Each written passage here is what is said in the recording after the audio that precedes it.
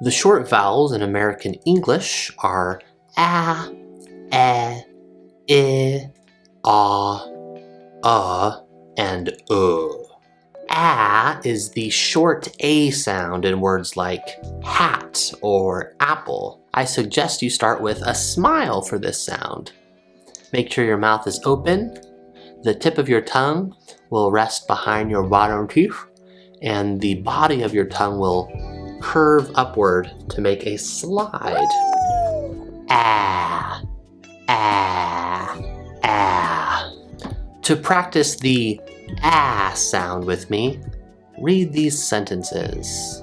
Has Adam added his bad apples to the basket? Can Dad have that sad hat? Or is that a bad habit? Let's try that a little bit faster. Has Adam added his apples to the basket? Can Dad have that sad hat? Or is that a bad habit? Is the short E sound in words like egg or bed or forever. The shape of the mouth is similar to the ah sound, but this time you don't have to smile. Ah is ah, but is eh. So your mouth is longer. Ah, Make that mouth for the short sound. The tip of your tongue will be behind your bottom teeth. It will be arched up into a slide, and you should be able to feel the side of your bottom teeth because your tongue will spill out a little bit more. Honestly, I wouldn't worry too much about the tongue position for this one. It might just frustrate you. Focus on your mouth.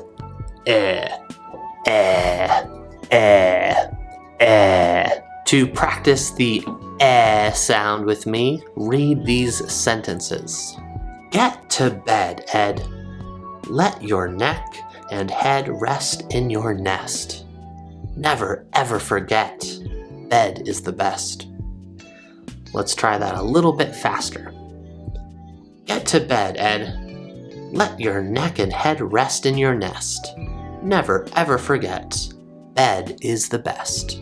I is the short I sound in words like big or if. Your tongue will be in a similar position as ah and eh. Your tongue will be arched, making a slide with the tip of your tongue behind your bottom teeth. Unlike the ah and eh sounds, with the I sound, you don't need to open your mouth as big. So just open it this much.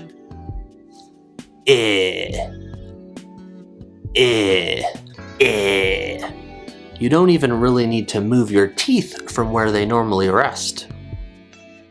It also helps to focus on your nose. Scrunch up your nose like you smell something stinky, and then let your mouth match that shape. Okay, let's practice the sound by reading these sentences. His hips shiver and give him big itchy lips. This is iffy, but is it wicked? Let's do that one more time, a little bit faster. His ships, sorry, I made a mistake. What are you gonna do? His hips shiver and give him big itchy lips. This is iffy, but is it wicked? Aw is the short O sound in words like offer or Robert or boss.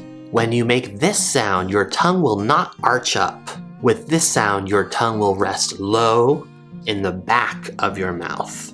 Your mouth will open into this shape, your shape of an O, ah, and you will feel a little bit of tightness in your jaw. Ah, ah, ah. In the United States, it is common for a doctor or a dentist to tell you to open your mouth and say, ah, when they need to look inside of your mouth. Say, ah. Ah. So keep that in mind as well. To practice the ah sound with me, read these sentences. Bob thought of hot pot and sobbed. Bob bought hot pot and offered some to his dog. It was not a shock. Let's do that a little faster. Bob thought of hot pot and sobbed. Bob bought hot pot and offered some to his dog. It was not a shock. Good.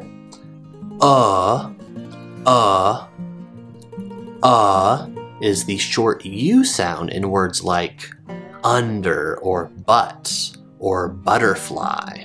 When you make the sound, your tongue will be low and toward the back of your mouth, just like with the ah sound, but it won't be quite as far back.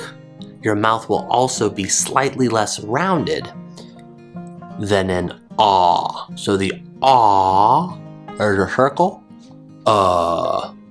It's not as open, there's not as much roundness.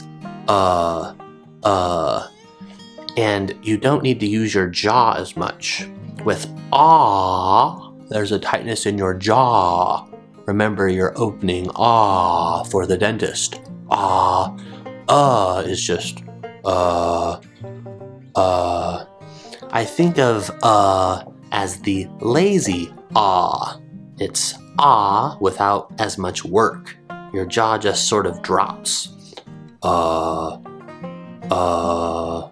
like to think of this as the I don't know the answer sound. Ricky, who came up with the quadratic formula? I don't know. To practice the sound with me, read these sentences. What does Uncle Gus want? Just to have fun under the one wonderful sun, son. But what fun? But what fun? Let's try that one more time, a little bit faster. What does Uncle Gus want? Just to have fun under the one wonderful sun, son. But what fun? But what fun? Good job. Sorry, that one was a little bit weird. Is what we might call the short double O sound. You'll see it in words like good or book. However, it can also be spelled with a U in words like push or put, and it can be spelled with an O-U-L in words like could, should, and would. When you make this sound, your tongue will be low and in the back of your mouth, and your lips should look something like this.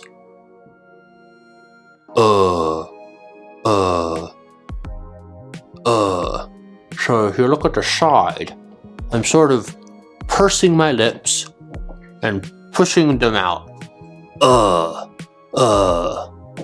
As if I'm a monster spitting an egg. The corners of your lips will come inward a little bit. Or like this, but not nearly as much.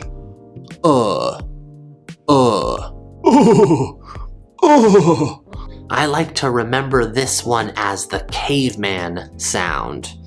This is the stereotypical sound that cavemen made by grunting with this noise. Practice the sound with me by reading these sentences. Should a good book look good? Would you read it if you could, or put it down near the woman's foot? Let's try that a little bit faster. Should a good book look good? Would you read it if you could, or put it down near the woman's foot? So there you go. Those are the 6 short vowel sounds in standard American English. I guess my work here is done. Unless you had any questions. Hello, Rabbit. Hey, it's Bamadel from TrueVac. What's up, Bamadel? You forgot to mention the schwa sound. Could you please tell us about the schwa sound? You're right, Bamidel, I didn't cover the schwa sound. But that's only because the schwa sound is basically the same sound as the short U or sound. I told you that the sound is a lazy sound, and the schwa sound is an even lazier version. In fact, it's the laziest sound in English and the most common sound. I think that's why a lot of teachers get excited about it, because it's the most common sound in the English language. However, I feel they get too excited about it, they go into too much detail about it, and they end up confusing people. Let me keep it simple for you. Basically, the schwa sound is a short version of the sound. It happens quicker, and it often replaces other sounds in words when we speak quickly with reduced or connected speech. For example, the word president. President. When I speak naturally, I make the schwa sound. President. President. So again, that's just the short sound in words like but or under, but I say it for a shorter amount of time. It replaces the sound I. If I spoke really clearly, slowly, I enunciated president, president, it would be an I sound, but it gets converted into the schwa, president, president, when you speak naturally.